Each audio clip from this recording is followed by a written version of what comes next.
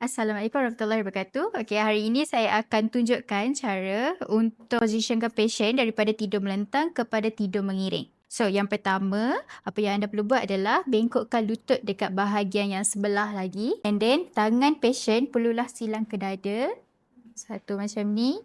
Satu macam ni. And then, kita letak tangan bahagian bahu dan juga dekat area punggung. And then, tarik ke arah kita. Okay. So, bila duduk dalam keadaan macam ni, just straightkan lutut.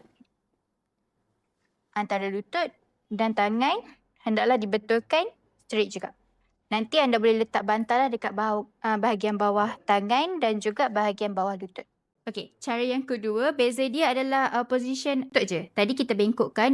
Yang kedua ni anda boleh silangkan kaki pasien. Lepas tu, tangan still lagi position yang sama macam tadi.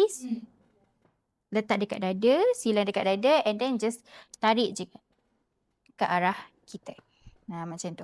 Lepas tu betulkanlah kaki, betulkan tangan, straight tangan and then letak bantal lah dekat area sini dengan area bawah lutut. Itu saja. Terima kasih.